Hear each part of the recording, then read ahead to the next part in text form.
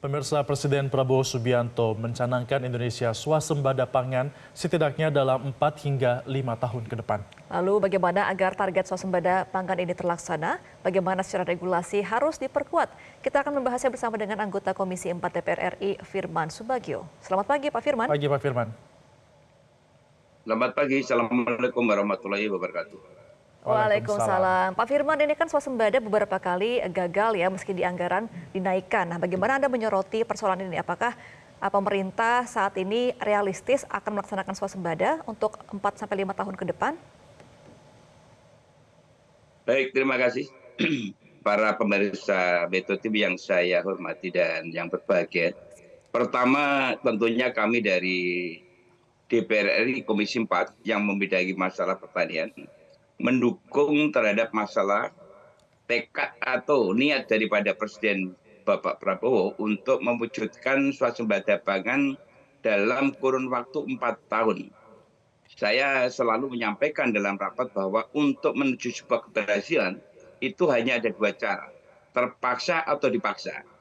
Kalau terpaksa itu pengalaman atau kemarin kita belajar dari COVID pandemi 19, itu tanpa ada impor, itu kita cukup kecukupan pangan. Tidak ada yang namanya masyarakat itu kelaparan.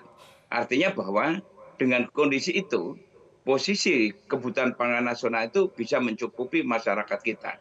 Dan kedua, tentunya ini Pak Prabowo mengambil strategi harus dipaksakan. Nah, oleh karena itu dipaksakan, pendekatannya adalah untuk menuju 4 tahun swasembada ini ada beberapa hal. Pertama adalah bagaimana pemerintah harus mempertahankan terhadap luas lahan yang sudah ada, yaitu 7,4 juta tadi yang disebutkan, itu posisinya seperti apa. Dan oleh karena itu yang 7,4 ini, yang laju terhadap alih fungsi lahan, pemerintah harus menindak tegas kepada siapapun yang mengalihkan fungsi lahan pertanian berkelanjutan yang dilindungi undang-undang, ini tentunya harus ditegakkan. Dan kedua, yang 7,4 juta ini harus dilakukan inventarisasi. Bagaimana tingkat kesuburan lahannya, bagaimana irigasi teknisnya, dan bagaimana infrastruktur lainnya. Nah, posisi inilah yang harus mulai ada pergeseran. Saya sepakat dengan apa yang disampaikan Pak Kudori tadi bahwa ke depan pendekatan intensifikasi kita mulai menggunakan teknologi. Pupuk itu menjadi sebuah kebutuhan, tapi tidak harus menggunakan urea. Tetapi sudah harus bergeser menggunakan pupuk organik untuk pembenahan lahan. Sehingga dengan menggunakan organik itu bisa meningkatkan kelipatan produksi daripada hasil pertanian. Ini yang saya sampaikan adalah sudah kami lakukan demplot-demplot dan itu sudah terbukti. Kemudian yang berikutnya adalah ekstensifikasi. Ekstensifikasi adalah merupakan solusi kedua. Namun tentunya ekstensifikasi ini bukan menjadi salah satu program utamanya.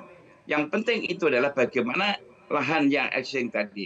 Kemudian yang berikutnya adalah bagaimana keberadaan daripada petani kita.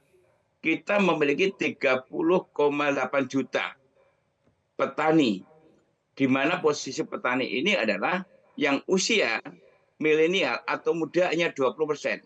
Sedangkan yang 70% itu adalah petani kolonial yang usianya 60 sampai 70 tahun. Nah, ini juga harus dilibatkan di dalam masalah kegiatan khususnya untuk pencetakan sawah baru. Karena kalau ini tidak, maka mereka merasa disisihkan atau tidak diperhatikan dalam masa keterlibatan ini. Saya berikan dukungan bahwa TNI Polri sudah dilibatkan, namun tentunya TNI Polri itu kan tupoksinya tidak di situ. Yang suatu saat mungkin juga akan kembali kepada tugas fungsi pokoknya. Oleh karena itu, dengan adanya TNI Polri ini, harapan kami adalah pendampingan saja, dan kemudian tetap harus bagaimana petani-petani yang ada ini diberdayakan jika mereka ada semangat.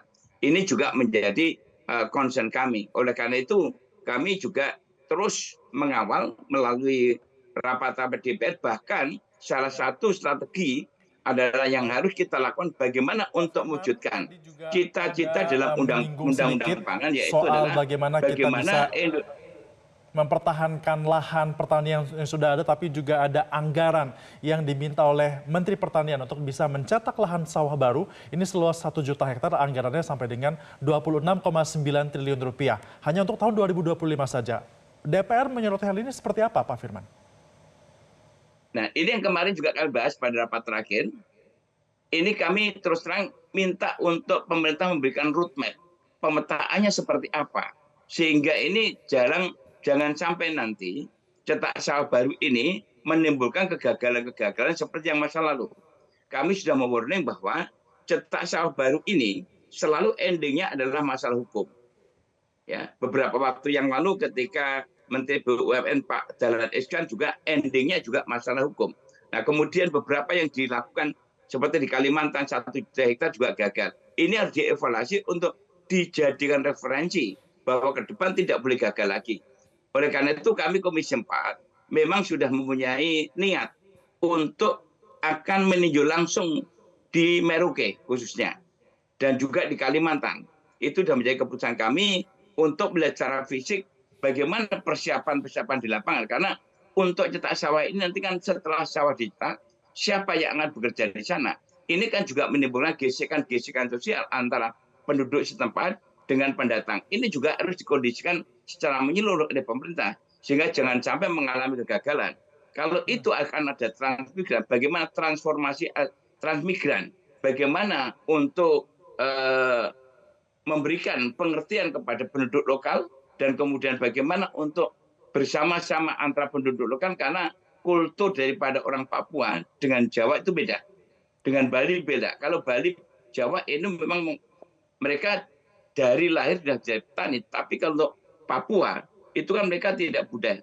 Nah, berikutnya juga, di samping ketahanan pangan yang harus dari intensifikasi dan ekstensifikasi, kita harus mulai untuk membudayakan keragaman pangan. Seperti yang biasa makan sagu, pangan harus itu ditingkatkan lagi ya Pak Firman. Pak Firman, maaf saya potong Pak Firman. Ketika rapat dengan Mentan kan kemarin rekan Anda di Komisi 4, Profesor Rohmin Dahuri yang juga mantan Menteri KKP menyebut ada 80% impor pangan di negeri ini kan dikuasai mafia. Nah, kira-kira untuk DPR sendiri apa upaya untuk memberantas hal ini? Nah, ini kemarin kami sudah melakukan langkah-langkah konkret, yaitu melakukan FGD. Kami dari Komisi 4 meminta kepada pemerintah agar Bulog itu dikembalikan seperti Bulog masa lalu. Bulog itu sebagai regulator dan Bulog sebagai eksekutor, dan ke Bulog itu akan menjadi lumbung-lumbung pangan di tingkat daerah. Dari mulai desa, kecamatan, kabupaten, provinsi, dan sampai tingkat nasional. Nah, dengan adanya Bulog ini, nanti ritme terhadap masalah kebutuhan pangan ini harus diatur melalui mekanisme Bulog. Kalau kita lihat di Jepang, itu pengalamannya ada pasar induk yang mengatur ritme bagaimana alur daripada impor, bagaimana produk dalam negeri. Nah, ini pengendalian harga ada dari situ. Oleh karena itu ke depan, agar bagaimana terjaga terhadap ketersediaan dan keterjangkauan, maka semua mekanisme terhadap tata niaga ini harus diatur oleh Bulog. Oleh karena itu, Bulog harus dikembalikan sebagai lembaga pangan yang punya otoritas, kemudian bertanggung jawab kepada Presiden. Ini memang ada kesalahan lahir Badan Pangan yang kita cita-citakan dalam Undang-Undang Pangan itu sebetulnya adalah Bulog itulah yang sebetulnya dihidupkan kembali, bukan menjadi perum, tetapi menjadi badan usaha logistik yang betul-betul sebagai buffer stok dan penyangga harga daripada ketahanan pangan nasional kita. Kalau masih sekarang ini kita melepas kepada pasar bebas, maka para pelaku-pelaku usaha itulah, para importer mafia itulah akan menguasai, karena mekanisme pasar itu kan tergantung bagaimana supply and demand. Jadi kalau mereka itu bisa mengendalikan stok dan kemudian mengendalikan pasar, ini akan sulit seperti Bulog sekarang ini untuk ikut bermain di dalam stabilisasi. Oleh karena itu pendekatan ini kita mulai, dan insya Allah kemarin kami sudah rumuskan untuk bagaimana langkah Bulog ke depan, dan mudah-mudahan yang saya dengar Pak Prabowo juga setuju dengan adanya itu, dan ini adalah untuk memberikan penguatan terhadap rencana pemerintah untuk menuju 4 tahun bisa swasembada pangan. Baik, artinya 4 tahun ini masih bisa dikejar asalkan nanti berbagai instansi ini berkoordinasi dengan baik. Terima kasih Firman Subagio, anggota Komisi 4 DPR RI sudah bergabung bersama kami dalam Metro Pagi Prime Time. Bapak, selamat kembali beraktivitas.